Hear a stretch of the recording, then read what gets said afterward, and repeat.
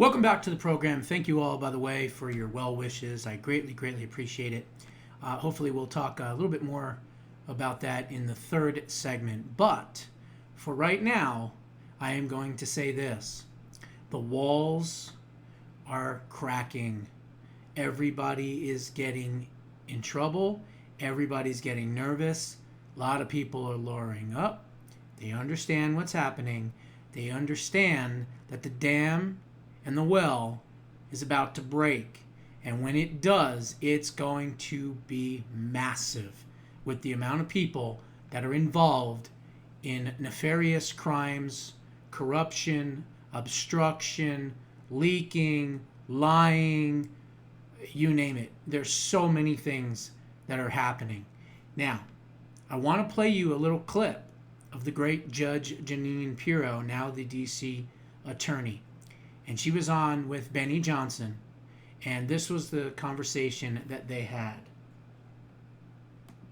Today, there was an FBI 302 that has now been declassified by Kash Patel. It's gone to Congress, and it's about Adam Schiff leaking classified information. It's a whistleblower from his office, and the documents are here and they're public.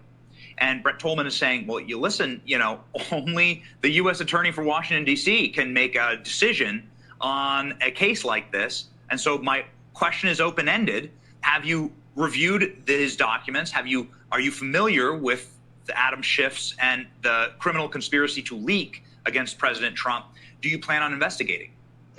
You know what, Benny? I think you know that this is my wheelhouse. And the difference between me and some other people is that I don't talk about what I'm investigating. I don't talk about what I'm doing. When I have the evidence, when I have enough to go forward, you will hear from me loud and clear. Yeah. There it is. You will hear from me loud and clear. Now, this coincides with how I have been able to, over time, in the last couple of months, kind of understand this Justice Department. And what I can tell you is that the most effective way to run a Department of Justice is exactly what we are witnessing today. Quiet, hush-hush, no leaks, meticulous, methodical, and determined. And they're not going to bring a case just to bring a case. If they're going to bring a case, they're already going to know that they have solid evidence, okay? So, just as she said, this is her wheelhouse, number one.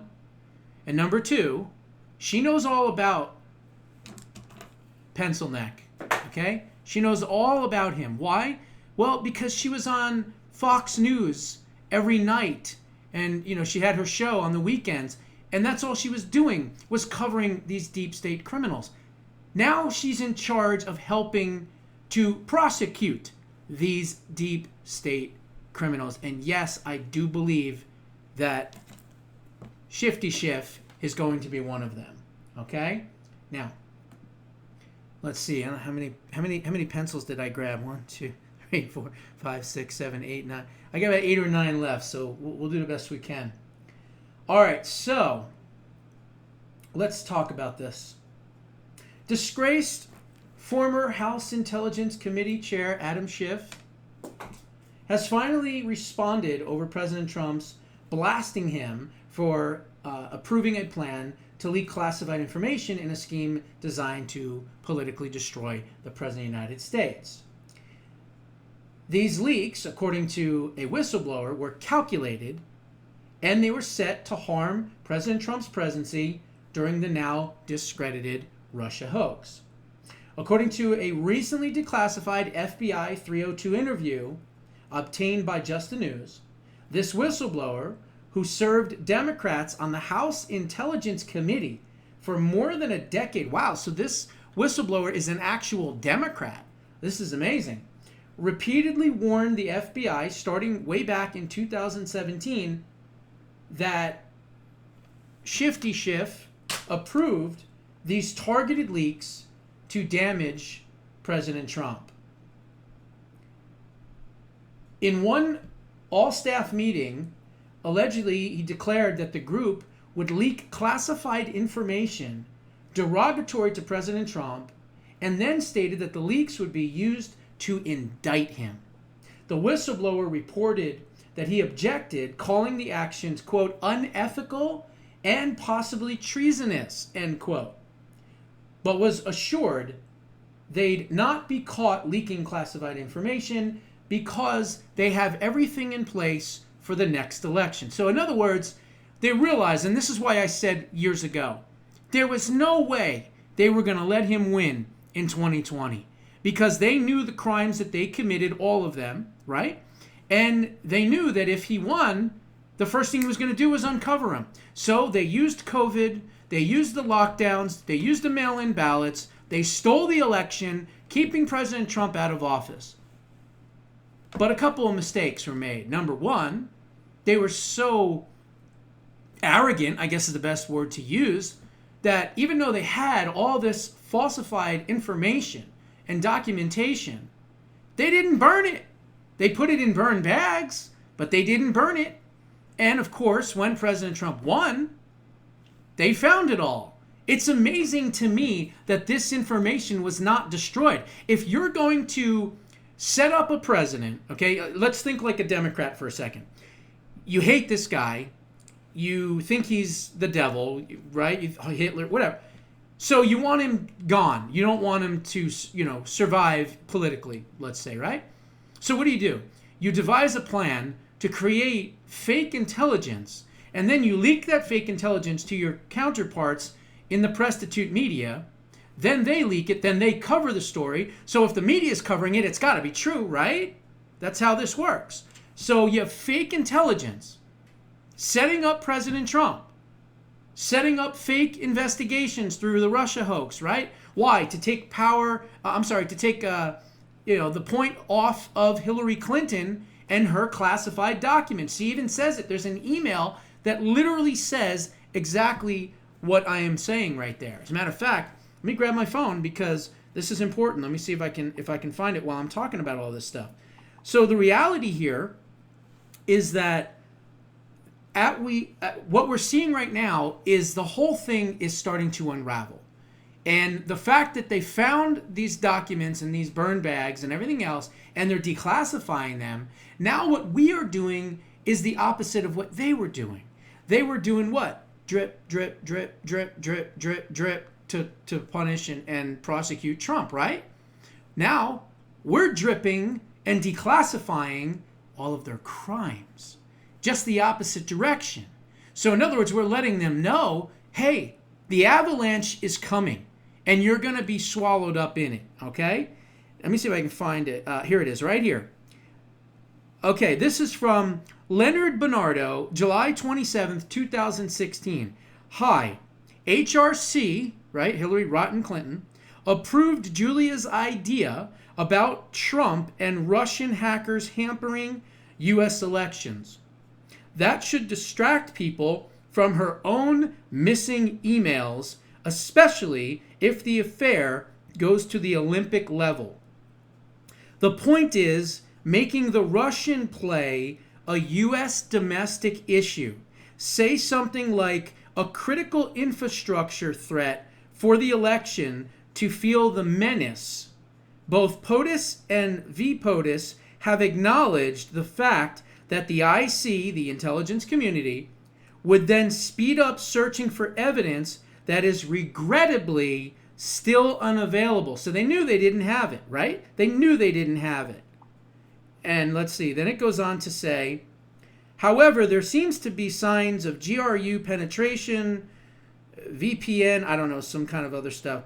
They appear hardly skilled, incompetent, bumbling type of idiots, as SMB, somebody may have called them, in absence of direct evidence. CrowdStrike and Threat Connect will supply the media and will hopefully carry on to give more facts. So there it is in a nutshell.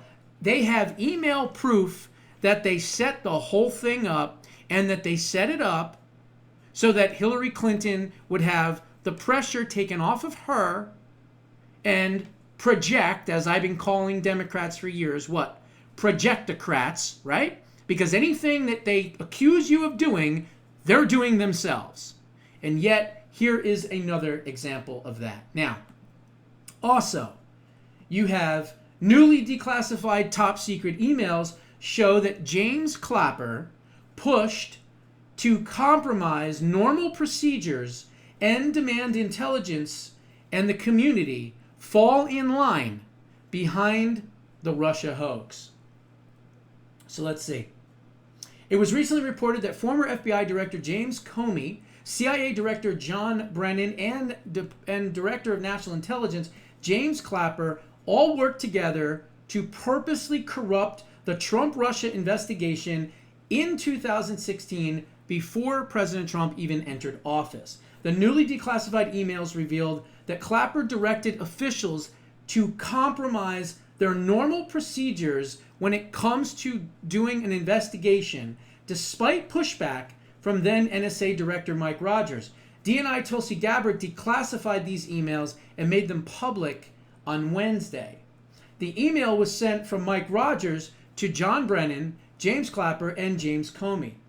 Quote, I've just returned from a TDY overseas and been updated on the current status of our efforts to produce a joint product related to Russian attribution and intent for the DNC, the DCCC hacks. Then NSA Director Mike Rogers wrote in the email, I know that this activity is on a fast track and that folks have been working very hard to put together a product that can be provided to the president. However, I wanted to reach out to you directly to let you know of some of the concerns that I have with what I am hearing from my folks on the ground. He continued, specifically, I asked my team if they had sufficient access to the underlying intelligence and sufficient time to review that intelligence. On both points, my team raised major concerns. They were clear that, at the staff level, folks have been forward-leaning and trying to ensure that we have an opportunity to review and weigh in. But I am very concerned that given the expedited nature of this activity and this intelligence, my folks aren't fully comfortable saying that they have had enough time to review all of this intelligence to be absolutely confident in their assessments. I know that you agree that this is something we need to be 100% accurate and comfortable with before we present it to the president. We have one chance to get this right, and it is critical that we do so. If the intent is to create an integrated product that is CIA, FBI, and NSA jointly authored that we can all get around and defend, then we need a process that allows us all to be on the same page, to all be comfortable, and I'm concerned that we are not there yet. So, breaking that down, it basically says, listen to what we tell you to do. Don't question anything. It doesn't matter if you're seasoned veterans at the CIA, the NSA, the FBI. You know how to look at 302s. You know how to look at evidence. You know how to look at intelligence. Don't worry about all that stuff. Get that out of your head. Just listen to what I say.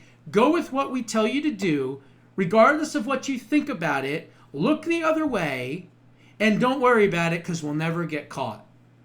That's what Clapper and Comey and Brennan instructed their agents to do repeatedly, over and over and over again, over many, many years, which again is why this is a criminal conspiracy. So that broke. And then there is this.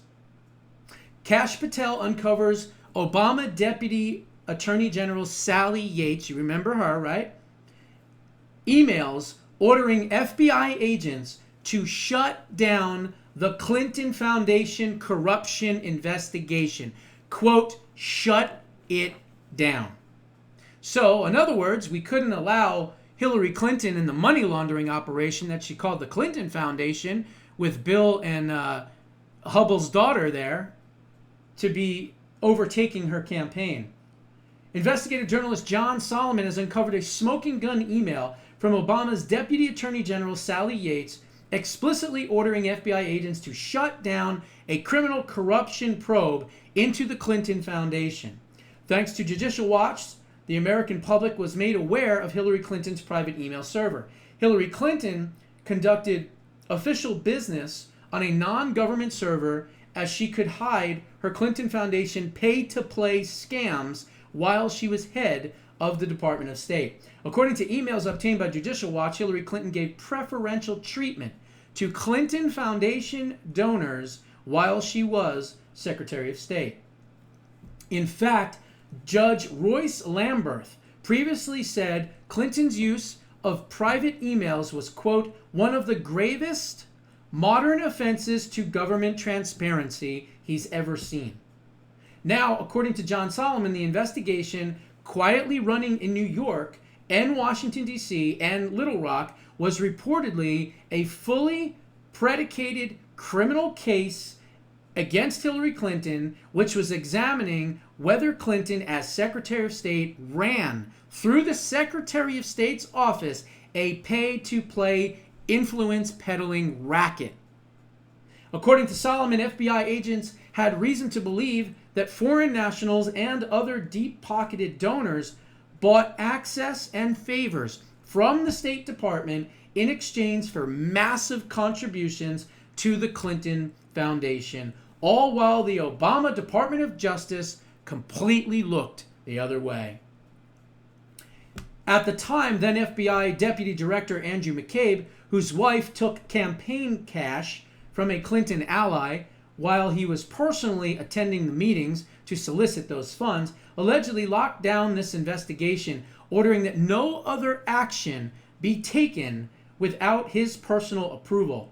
4 separate U.S. attorneys' offices under Obama were approached by FBI agents for help with subpoenas, grand juries, and evidence gathering. 3 of the 4 refused outright. The most damning piece, however, according to John Solomon, is the document uncovered by FBI Director Kash Patel. In it, Deputy AG Sally Yates directly instructs the FBI to, quote, shut it down, meaning the Clinton Foundation investigation, effectively granting the Clintons immunity from further scrutiny during the 2016 election cycle. According to Solomon, several prosecutors have now stepped forward and are willing to cooperate with Congress and Trump-aligned investigators. Patel reportedly has more explosive evidence and emails from Obama-era officials, which he intends to turn over to lawmakers. Then it says, 3 separate agencies, 3 separate bureaus, officials, and offices at the FBI believe that they had predicated evidence to pursue. But every time they tried to move the ball down the field a little bit further to the goal line in 2016, they got shut down. I mean, they got shut down at the highest levels of their own agencies. Andrew McCabe, the deputy director, a man who potentially had a conflict of interest with Hillary Clinton, his wife got money, we talked about that, basically said nothing. You cannot investigate this at all without my permission. So once again, the documents are showing that the walls are caving in.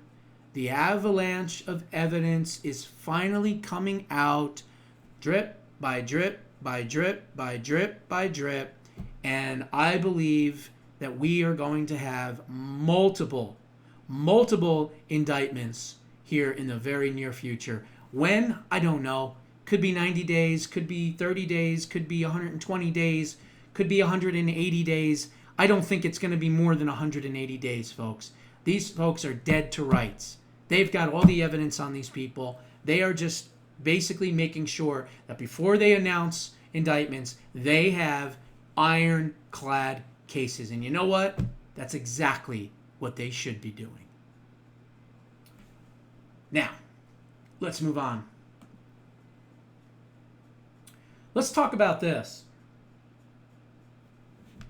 So the left is freaking out because President Trump has decided that the nation's capital is too dangerous for people to be walking around. The city is disgusting. It's filled with homeless people, drug addicts, teen rogue gangs that are beating people up, murdering people. Many people have been mugged. Many people have had crimes, their cars taken. And these are people that work in D.C. These are politicians. We just had Harmeet Dillon try to get mugged yesterday. So it is out of control. D.C. is out of control. And so, of course, instead of the left saying, yeah, you're right, there's a crime problem, we're glad that you're coming in to clean it up. No, instead they want to lie and say that this is, somehow that shows that he's Hitler and it's a federal takeover and the city is really not that bad and it's just President Trump being President Trump. And then they come out with all these fake, absolute bullshit lies saying that the city is somehow safer. Really? Go tell the victims. Go tell the family members of the victims. See if they think that the city is safe. It's not. It's an absolute danger zone. Bogota, Colombia is safer than D.C. right now, okay? If you look at some of the statistics and places around the world, some of the worst notoriously bad crime areas are now not as bad as the capital of the United States in Washington, D.C. I mean, it's crazy. It's crazy. So, this is a story coming from the police union alleging preposterous crime stats are being cooked. Now, it's important to go through this because not many people in the media are going to go through this. They're just going to say, that's a lie, it's a lie, it's a lie. Well, let's break it down. Let's show what a lie it actually is.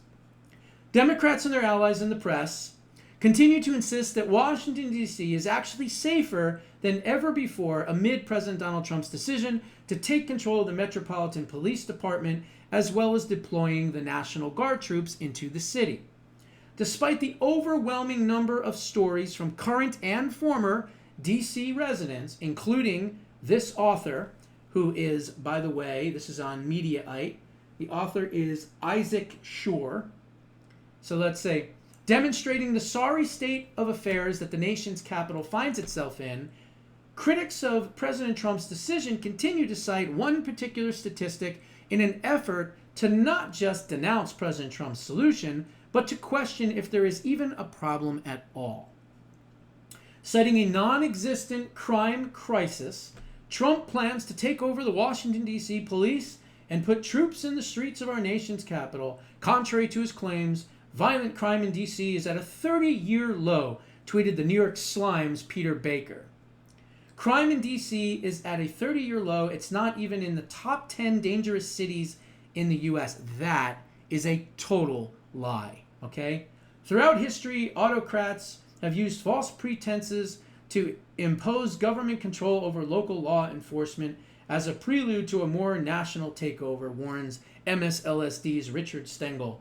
That's far more dangerous than the situation he finds himself trying to fix. Okay, and then it goes on, it rambles and rambles and rambles. But as it turns out, there's good reason for the apparent discrepancy between the experience of almost everyone who has spent any time in D.C. over the last half decade and the data being cited by Trump's critics. Last month, an NBC News local affiliate confirmed that the Metropolitan Police Department police commander had been placed on administrative leave in May after the D.C. Fraternal Order of Police accused officials of doctoring crime statistics. But wait, there's even more. According to the affiliate, union officials alleged that, quote, there is a larger trend of manipulating crime statistics that has been going on in the city for over 2 decades. You heard that correctly. They have been manipulating crime statistics for over 2 decades.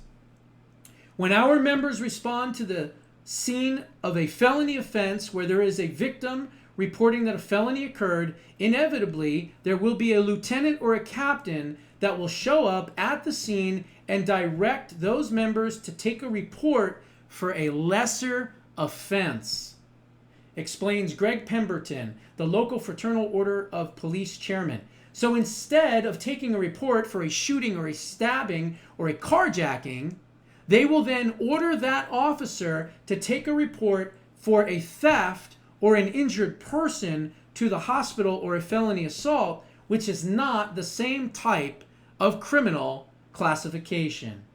He continued, when management officials are directing officers to take reports for felony assault, or if they're going back into police databases and they are even changing offenses to misdemeanors from felonies, felony assault is not a category of crime that is even listed on the department's daily crime statistics.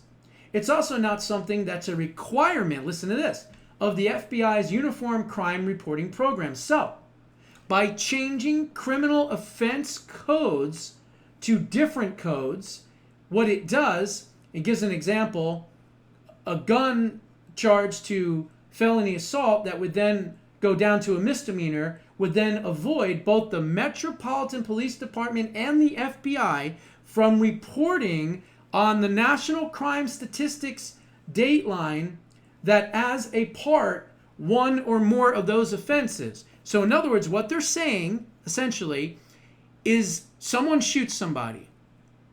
The police show up. They get ready to arrest these people, take the reports. Then you have some fat sandwich eating, heifer waddle on over and go, nah, don't say it was a shooting, just say it was an injury. Well, they had a gun. Yeah, don't do that. Leave that alone. Don't say that. Just say it was an assault. Well, sir, it was a shooting and they're laying dead in the street. Yeah, I get it. But just say it was an assault. This is what they have been doing for over 2 decades. Okay? They've been manipulating crime statistics so the prostitute whores in the media can jump in front of a camera and say, look, crime statistics are at a 30-year low. That's it in a nutshell. Okay? So they're lying. And I'm here to report what they are doing. What we've heard through our members and through members of management that we were talking to with the union is that this is a directive from the commanding staff. And this is what they want to make sure that these classifications of these reports are adjusted over time to make sure that the overall crime rate stays low. Mic drop. There it is in a nutshell. So there were 116 homicides in Washington, D.C. in 2017. In 2012, there were only 88. In 2024, the utopian final year of Biden Otto Penn's presidency, there were 187 homicides. The year before that, 274 people were murdered in the U.S. Capitol, which doesn't even sniff a million residents. Shouldn't the Democratic Party and its mouthpieces and the prostitute media have a little pride? Or is that failing shame as well? Okay, last segment. Okay, so what happened to me? Well, a lot happened. 2 nights ago, about 4:30 in the morning, I was having some issues, and I wasn't able to urinate. And so I got a little nervous. I got in the shower. I took hot water from the shower head, kind of put it down on the area, and I was able to go a little bit.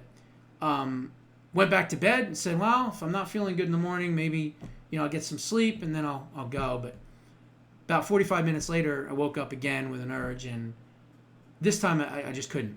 I couldn't. So I got on my phone like you're not supposed to do, and I said, what happens when you have a situation where you can't urinate? What does that do to your body over time? And I read, and it was pretty bad. And I was like, okay, this is not good. So woke up my wife. I said, we need to go to the hospital now. And she's like, okay, no problem. So we end up going to the hospital at 4:30 in the morning. I get there, put an IV in me. They do a saline drip. Well, that got me going pretty damn quick. Let me tell you that. I mean, every 10 minutes I was getting up because the more of that saline stuff was coming through me, it was crazy. So after that, after I emptied a whole whatever bag of that stuff, then they brought me down for a CAT scan. And then I had to wait for the results. Thankfully, the CAT scan didn't show anything, any problems or any issues. when I first got there, they put this like machine on my bladder from the outside, and they could check how much you were retaining. And thankfully, it was a very, very low amount, so I didn't need a catheter or anything crazy like that. Long story short, they let me out around 10:30 in the morning. I got home, and I went to bed for about an hour or two, and then I had another doctor's appointment. Went to that doctor's appointment, and then ended up going to sleep and waking up really late, like 11:30 at night. That's why I put that one video up, because I was exhausted. Then I went back to sleep, and then I woke up and I had another follow-up appointment today. And so the doctor, he's seeing me. He goes, all right, I need you to turn around, put your hands on the table, pull your pants down. And I said, gee, doc, aren't you at least going to buy me dinner first? And so he immediately starts laughing, cracking up. He actually left the office for a minute because he was laughing so hard. And he comes back in. He goes, no, I need you to be serious. I said, all right, whatever. So gives me a little exam. He's like, no, you're fine there. No issues. PSA levels are extremely low. And just all the things that would indicate something really bad, thankfully, were really low.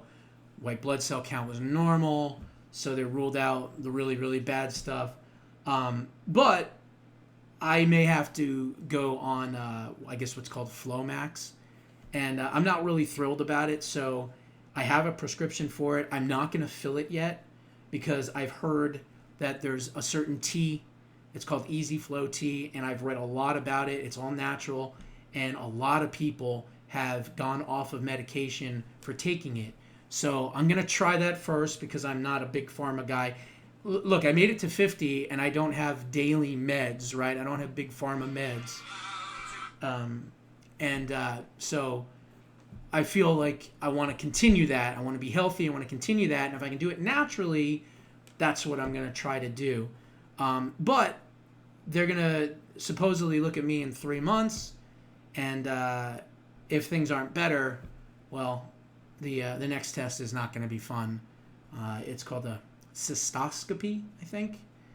And, well, they put a camera in a certain area, if you know what I mean, looking around in there. I don't know, looking for their car keys or whatever.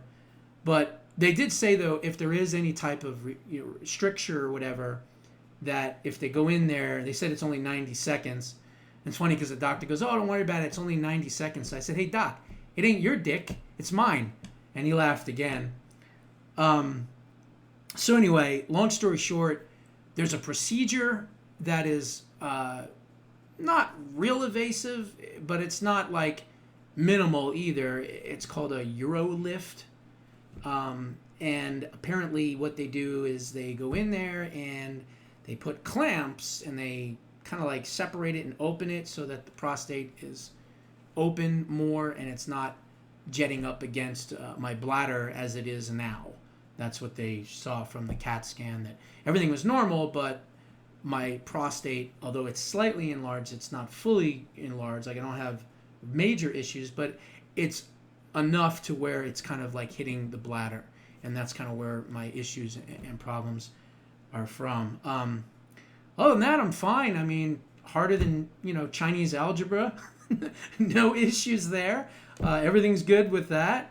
But just dealing with this and, it becomes a quality of life issue. How, do you want to deal with this forever or do you want to take care of it? So we'll see what happens. I'm going to try the tea and fingers crossed everything works out. So anyway, that was my ordeal. Welcome to 50, huh? Anyway, so I wanted to cover this last part because it's health related and we know how to stay healthy, right? Eat right, get enough sleep. That's the one thing I don't do. Although I do get 8 hours, except it's usually 3 a.m. to 12 p.m. But I digress. But I do work out every day, walking the dogs. I eat right, no dyes, no bioengineered food, no seed oils. I mean, we're really, really, really healthy. So with that, I figured, hey, I found this article on CNBC.com, and it says, quote, I'm a heart surgeon, and I'm not a fan of meat. 6 high protein foods I eat all the time. Your brain will thank you. So I saw it. I read it. I don't eat a lot of red meat anyway. Maybe once a week, if that. So if you're eating a lot of red meat, it's probably not great for you. But then there are people that do all meat diets, right? And no vegetables. And they're healthy as an ox. So I don't know. All I'm going to do is just kind of go through some of the things that this guy, who's a heart surgeon, says that he eats every day. And he has no issues with his heart. So I figured I would share along with you. So let's see. The first one he has is lentils. Lentils are my top choice when it comes to legumes. They're one of the most protein-rich legumes with few calories than most. They're also high in resistant starch and prebiotic fiber, which feed your gut microbiomes, I think is what it says. Now, let me stop there. One thing that my wife will do is she'll make pasta, and if you eat pasta, you know how it's full of starch, so which means it's sugar, and you kind of get that bloated feeling, and it's not really good for you when you eat a lot of pasta like that. Well, she found out a trick, and it's called how to block the starch and make it resistant. So what she'll do is she'll make a whole bunch of pasta, and then she'll put it in the refrigerator or maybe the freezer. I think it was the refrigerator for like a day or two. And what it does is it removes a lot of the starch that's bad for you from the pasta, and it calls it resistant starch. So that was just a free tip that she does when she makes pasta. Hemp protein. Hemp seeds are one of the rare plant-based proteins that contain all 9 essential amino acids, making them a complete protein. They're rich in omega-3s, magnesium, and gut-friendly fiber. Just be sure to choose organic, cold-pressed hemp protein with no added sugars. Number 3, baru nuts. Never even heard of them. Native to Brazil's Cerrado region, baru nuts pack more protein per serving than nearly any other nut. They're also full of antioxidants and fiber and have a satisfying earthy crunch. 4, something I never heard of, spirulina. It's like a green powdery stuff. This blue-green algae is one of the most protein-dense foods on the planet. By weight, it's nearly 70% protein. It contains iron, B vitamins, and a powerful antioxidant called phycocyanin that helps support brain and immune function. And then the last one, there was 2 more. Then the next one was flax seeds. Flax seeds don't get enough love, but they're a fantastic source of plant protein, omega-3s, and lignans, which have hormone balancing benefits. When flax seeds are in their whole form, you cannot digest their beneficial compound, so always choose grounded flax seeds. And the last one is called sorghum. I'm assuming sorghum. Sick of quinoa or couscous? Sorghum is a protein-rich ancient grain with a subtly sweet, nutty flavor. 1 cup has 21 grams of protein, more than twice that of quinoa, and 3 ounces of sorghum has more iron than a serving of steak. And the person who is the doctor is Dr. Stephen Gundry, Gundry, medical doctor, is a former cardiac surgeon, founder of Gundry MD, and author of the best-selling books The Gut-Brain Paradox and The Plant Paradox. So there you go. If you wanted some extra health tips, supplied by this heart surgeon. Anyway, those are my thoughts. What are yours? Put them down in the comments below. I'll see you in the next one.